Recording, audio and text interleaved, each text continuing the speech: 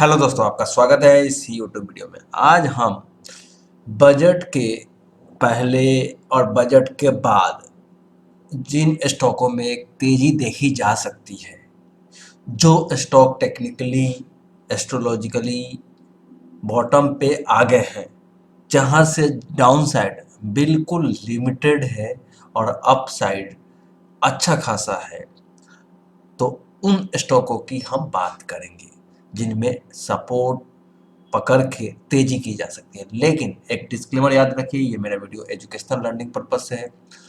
हम जो भी डिस्कस करते हैं मेरा अपना पर्सनल एजुकेशनल लर्निंग भी होता है। संभल के ट्रेड कीजिए, संभल के इन्वेस्टमेंट कीजिए। प्रॉफिट लॉस का कोई भी रिस्पॉन्सिबिलिटी हमारा और इस चैनल का बिल्कुल भी नहीं है। तो सबसे इम्पोर्टेंट थिंग, जिन स्टॉकों में मैं तेजी देख रहा हूँ, ऐसे बहुत सारे स्टॉक लिस्ट अपडेट है, लेकिन जिनमें एक अच्छा खासा आप ही इस वीडियो के माध्यम से मैं एनालिसिस करने की कोशिश करूंगा।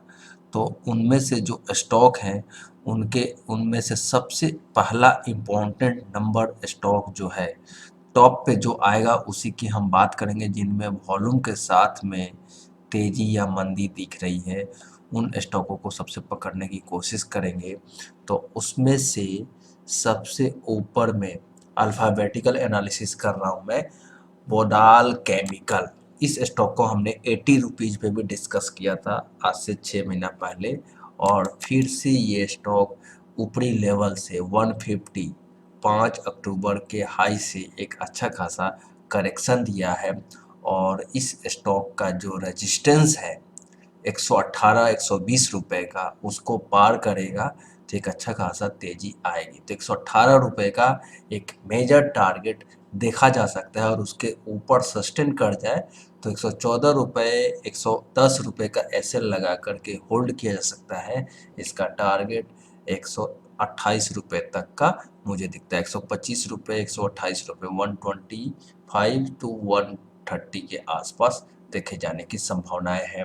नीचे जो सपोर्ट है फिलहाल इस स्टॉक पे, प्रीवियस डे का लो और जो इम्पोर्टेंट 102 रुपए का लो बना है 20 दिसंबर का, वो आपका मंथली लो, इम्पोर्टेंट लो है। उसका एसएल लगा करके खरीदा जा सकता है, ऐसा मुझे लगता है। यहाँ से एक अच्छी खासी तेजी आने के पूरे पूरे आसार है। इम्पोर्टेंट मूविंग एवरेज सारे बुलिश क्रॉसओवर का सिग्नल देने वाले हैं आने वाले 118 रुपए के ऊपर। तो पहला स्टॉक बोडाल केमिकल, अल्फ़ाबेटिकल मैं यहाँ पे व्यू दे रहा हूँ। और नेक्स्ट जो है, ऐसे बहुत सारे स्टॉक अच्छे निकल रहे हैं हाथ से, लेकिन मैं यहाँ पे इम्पोर्टेंट 9 स्टॉकों का बात करूँगा, जिसमें से फर्स्ट स्टॉक जो है हमने बोडाल केमिकल का एनालिसिस किया। उसके बाद नेक्स्ट जो स्टॉक है GIC housing finance.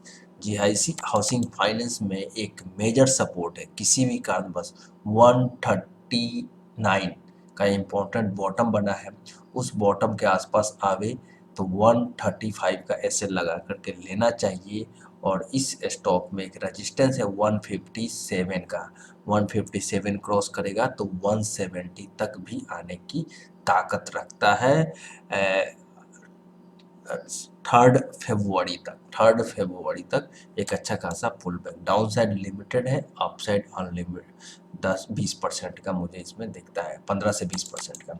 Next stock है जीएमडीसी। देखिए जीएमडीसी पे हम 55 रुपीज़ के लेवल से बुलिश थे, और ये एक इम्पोर्टेंट टारगेट छू चुका है, लेकिन इम्पोर्टेंट टारगेट 115 रुपये के आसपास से फॉल किया है, तो एक इसमें फुल बैक आएगा जो कि 108-9 रुपये तक लेके जा सकता है। 10% की एक तेजी आ सकती। तो तेजी के पर्पज से लॉन्ग टर्म जिनके पास पहले से है 60-70 रुपये के लेवल पे, उनको भी होल्ड करना चाहिए 115 108 रुपये 110 रुपये का टारगेट के लिए। तो एक पुल बैक रैली आएगी, इसमें वैसा करेक्शन अभी अभी तेजी किया था, इसने टॉप बनाया था और उस टॉप के अगेंस्ट गिर करके दोबारा से तेजी करने की कोशिश करेगा ये स्टॉक।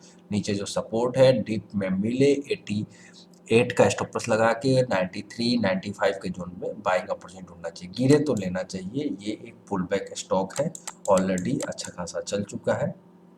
ये हमारा तीसरा स्टॉक है जीएसएफसी तो पहले से ही डिस्कस किया हुआ है। अब मेरा फोर्थ स्टॉक है India bull real estate. India bull real estate में एक अच्छा खासा सपोर्ट है और उस सपोर्ट से बाउंस किया है 145 143 के लेवल से।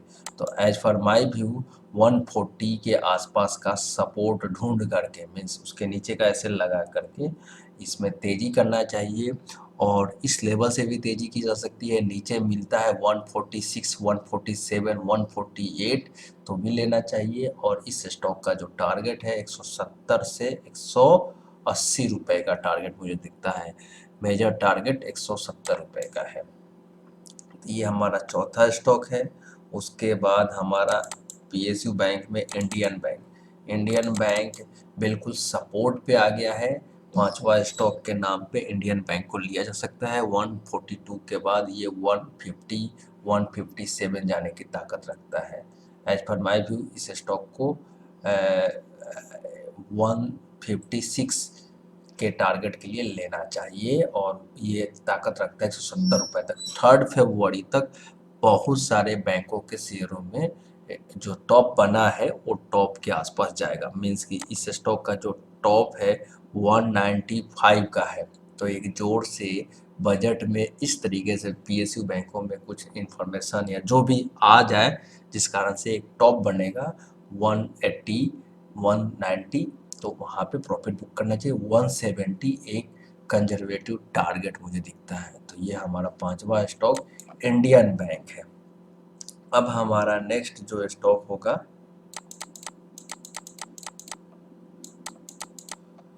नेक्स्ट स्टॉक जो होगा हमारा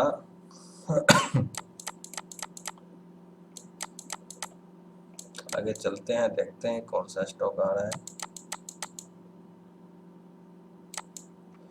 एनएमडीसी छठा स्टॉक जो होगा एनएमडीसी, नेशनल एल्युमिनियम भी बेटर लेवल पे है। 100 के आसपास आवे तो लेना चाहिए। लेकिन एनएमडीसी हमारा छठा स्टॉक है जिसमें एक तेजी के चांस बन सकता है। बिल्कुल सपोर्ट पे आ गया है और इसका मेजर सपोर्ट 130 128 का है और लोअर लेवल पे मिले बजट से पहले तो लेना चाहिए। 137 के ऊपर चलता है तो एक तेजी आएगी जिससे स्टॉक को 170 तक लेके जाने की कोशिश करेगा फरवरी सेकेंड हाफ तक। तो मेटल के शेयर में ध्यान देना चाहिए। फरवरी सेकेंड हाफ तक तेजी के चांस बनता है एज पर एस्ट्रोलॉजिकली। तो ये हमारा सेवेंथ स्टॉक हो गया, सिक्स स्टॉक हो गया। अब हमारा सेवेंथ स्टॉक जो होगा पीएफसी।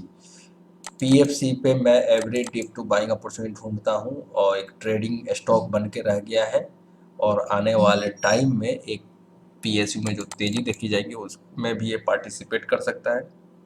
सेफ साइड है, रिस्क बिल्कुल फेवरेबल है।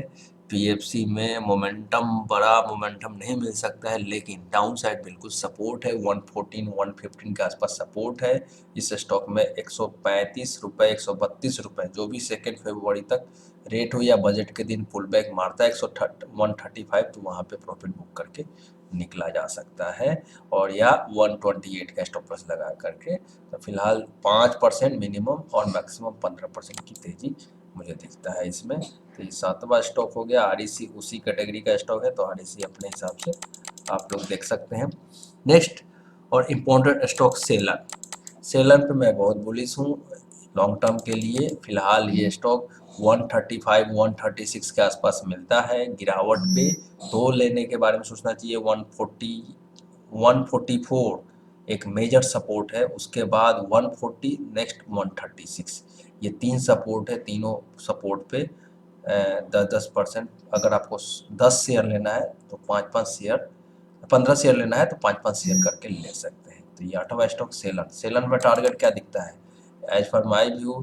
ये स्टॉक 180 का जो रिसेंट हाई है 24 जून का, उस हाई को छूने की कोशिश करेगा, उसके ऊपर भी जाने की कोशिश करेगा। जिस तरीके से हमने ग्रिप्स कॉटन का एनालिसिस किया था उसी तरीके का ये स्टॉक निकल के आया है लॉन्ग टर्म के पर्पज से। फिलहाल सेलन ट्रेडिंग रेंज में ट्रेड कर रहा है, उसको भी आप यूज कर सकते हैं एज पर ट्रेडिंग रेंज को फॉलो कर सकते हैं एज पर टेक्निकल। तो ये स्टॉक हो गए हमारे 8 स्टॉक हो गए। जो कि 100 से 200 के बीच में है। अगर हम नेक्स्ट जो जाते हैं दूसरे कैटेगरी में,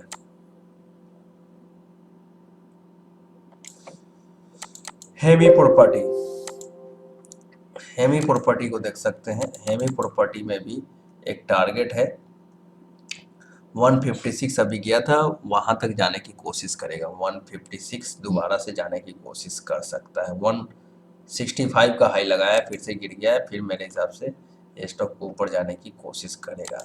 अगर मैं अब 50 से 100 रुपए के रेंज के स्टॉक में से दो ऐसे स्टॉक का एनालिसिस करूंगा जो टोटल 11 स्टॉक हो जाएंगे। तो हमारे 9th स्टॉक हेमी प्रॉपर्टी, और नेक्स्ट जो स्टॉक होगा वॉल्यूम वाइज एंड आपका डिलीवरी वाइज 70% से एवं जो बाई हुआ है, दो स्टॉक ऐसे मिलेंगे जो कि बिल्कुल डाउन साइड लिमिटेड होगा और अप साइड लॉन्ग टर्म में इस बजट से अगले बजट तक का ये स्टॉक हो सकता है। जीपीपीएल, गुजरात पीपावर्ड लिमिटेड, और इस स्टॉक में 86, 88, 84 एक मेजर सपोर्ट है और 124 रुपये का हाई भी टूटेगा और ये जून तक ये स्टॉक 140, 136 रुपये का टारगेट के लिए देखा जा सकता है। ये मेरा अपना कैलकुलेशन है, स्टडी है।